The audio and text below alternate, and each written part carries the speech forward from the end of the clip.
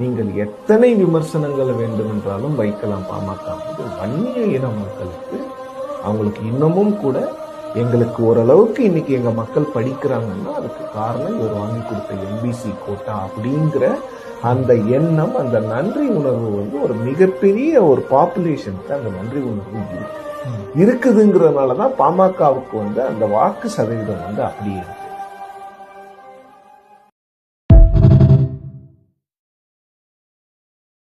தமிழக முதலமைச்சர் தலைமையிலே ஒரு அனைத்து கட்சி கூட்டம், அதாவது இந்தியாவிலே தொகுதி மறுசீரமைப்பு சம்பந்தமாக நடைபெற்றது. அதில் பாட்டாளி கட்சி கலந்து கொண்டது.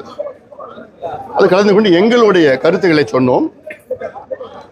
அதில் சொன்ன கருத்து, இப்பொழுது ஒரு நிலையற்ற நிலையற்ற தன்மை இருக்கிறது. என்னன்னா, இன்னைக்கு இது ஒரு குழப்பமான சூழல் இருக்கிறது. இதுல மறுசீரமைப்பு நடைபெறுமா, எப்போ நடைபெறும், அதுல எந்தெந்த மாநிலத்துக்கு அதிகமா எண்ணிக்கை வரும், எல்லாம் குறைக்கப்படும் எல்லாம் ஒரு குழப்பமான சூழல் இருக்கிறது. இதை மத்திய அரசு தெளிவுபடுத்த வேண்டும். இன்னைக்கு பாட்டாளி கட்சி அனைத்து கட்சி கூடுதல் பேசினது என்னன்னா,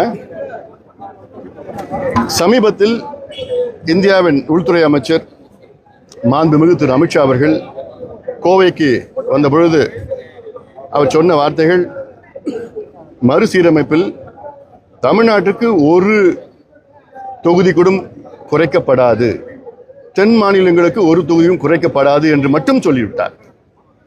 வட மாநிலங்களுக்கு எத்தனை அதிகப்படுத்தப்படும் என்று சொல்லவில்லை. அதையும் தெளிவுபடுத்தினால் இந்த குழப்பமே இருக்க போறது கிடையாது. ஏன்னா, அடுத்த ஆண்டு மக்கள் தொகை கணக்கெடுப்பு நடத்த திட்டமிட்டிருக்கின்றார்கள்.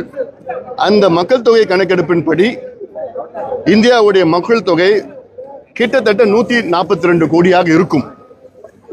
அப்படி 142 கோடியாக இருந்தால் மொத்தம் எண்ணிக்கை, மக்களவையில மொத்த எண்ணிக்கை கிட்டத்தட்ட இன்னைக்கு 543 753 உயரும். அதாவது 210 உயரம்.